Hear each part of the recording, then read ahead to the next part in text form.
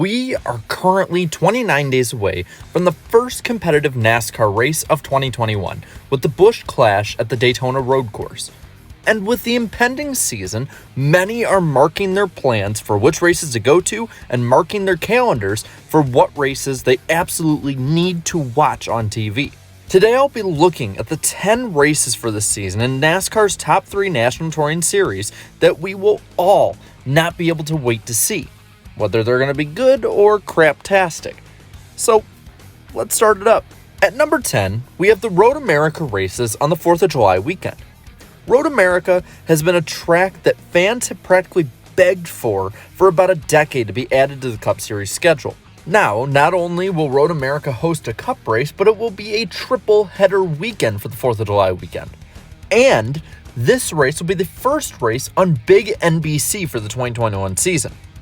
With the history of Road America's great racing in the lower series, this has the potential to be one of the best races in the Cup Series schedule all year. With it being only about 2 hours north of me, you can bet your ass I'm going to be there, decked out in red, white, and blue. At number 9, we're going to stay with the road courses. This time, we're looking at the Indy Road Course. This was used last year for the NASCAR Xfinity Series, and it was a roaring success. This year, it will be moved up to the Big Boys division, replacing the Oval. After decades of subpar racing with the Cup Series, a breath of fresh air has now been pumped into the NASCAR Indianapolis race weekend.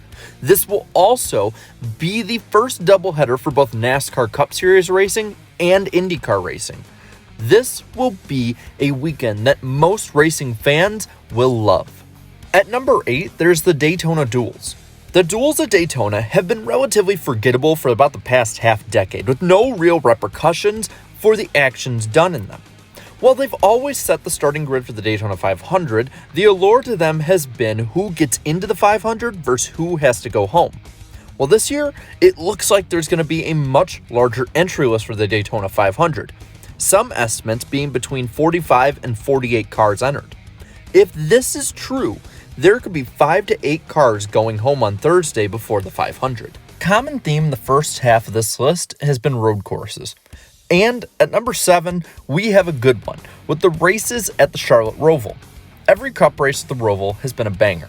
Truex this time right up to the rear bumper. He's going to dive to the inside. The crowd is cheering. Jimmy Johnson right to the right rear. Make that the left rear Truex, but Truex maintains the lead back up onto the oval. Shades of Denny Hamlin and Tony Stewart at Sonoma a couple of years ago. Jimmy Johnson trying to narrow that gap. 2 car lengths as they go to the bottom of the racetrack in the middle of the banking. Turns 9 and 10. Off 10. 1 car length lane for Martin Truex Jr. Truex down the backstretch now. He'll have to face the turn to the left. He'll get it done. Johnson now right on his tail. They both accelerate up into turn 13. Jimmy Johnson now pulls to the bumper. He's going to try to make a move on Truex. He's only a half a car length back. Jimmy Johnson looks to the inside of Martin Truex Jr. They dive into the chicane. They touch. Jimmy Johnson spins. Martin Truex Jr. gets hit by Johnson. They are both spun out. Here comes Ryan Blaney. Ryan Blaney will survive and win the Bank of America Roval 400. Perfect place to do your burnout. Right where you crashed earlier on a restart.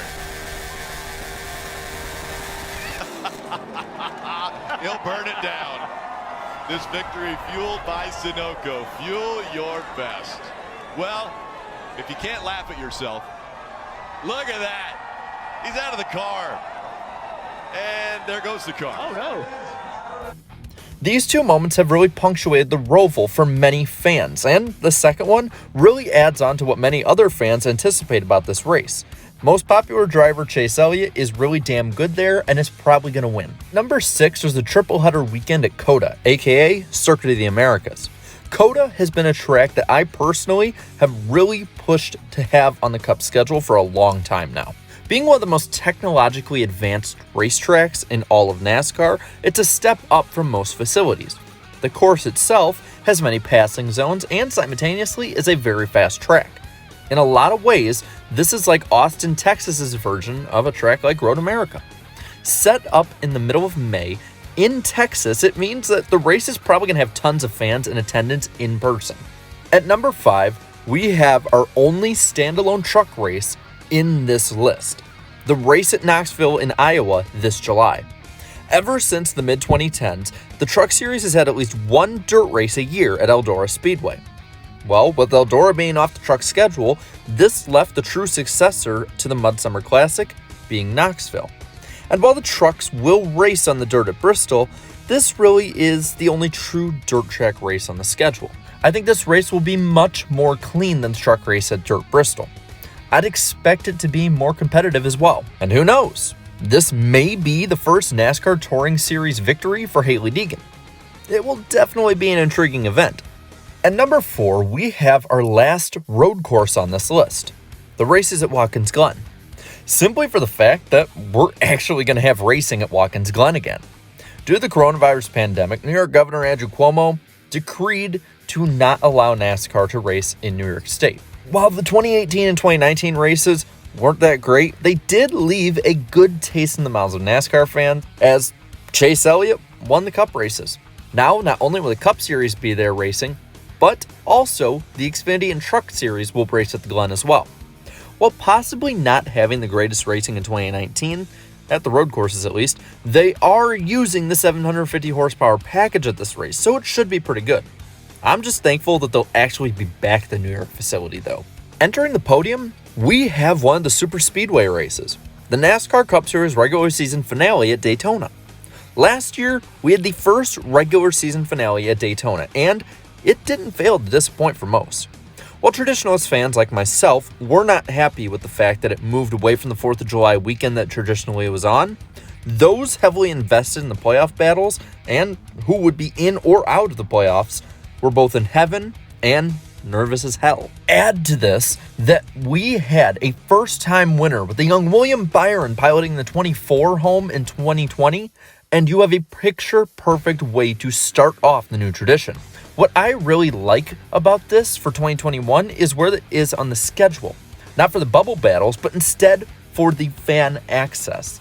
Florida is wide open right now, and the race being set in August final weekend may be able to see our first full capacity crowd in NASCAR since at least 2 years.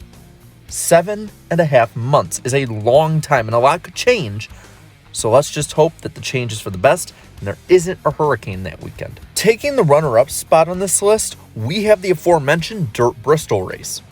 I'm not saying whether it's going to be good or bad. I'm not saying whether the weekend is going to produce a first-time winner or not. I'm not saying who is even going to win or not. What I will say is that whichever side you are on about this race, about whatever argument there is with this race, people are talking about it, and they want to watch it in some way or another. Whether to watch a good race or to watch an absolute shit show, you're up on your own for that one. This will be the first time in decades that the Cup cars will be racing on dirt. So it is a huge historical moment for NASCAR, whether you like it or not. I have to admit that I'm a little torn on this. If this race works, we may lose one of the traditional Bristol races. If the race fails to connect with fans, then there is no quick fix to the spring Bristol fall that it's been having, and I don't know, we might lose a Bristol race. Yep, I'm still intrigued with the race. I still will watch, and I can't wait. And for the top pick, for the most anticipated race of the 2021 NASCAR season, I'm picking the Daytona 500.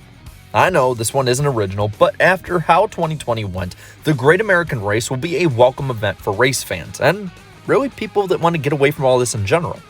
The Super Speedway package is racy as ever, and as long as the drivers don't go overboard with pointless aggression, it should be a fun race to watch. Plus, it can be the start of NASCAR's path back to a more normal existence. It also marks the start of Gen 6's final season as NASCAR's main car for Cup. And in my opinion, for many, this race signifies a new beginning, as for many, this year has already been very tumultuous. And I'll say, as someone going to the Daytona 500 this February in a few weeks, it literally is what I look forward to most in the opening 5 months of this year. And with that, I'm going to pass this on to you. What races are you most looking forward to in 2021? Let me know down in the comments below. While you're at it, leave a like on this video, share this video, and subscribe to my channel for more great NASCAR content. And until next time, have a good one.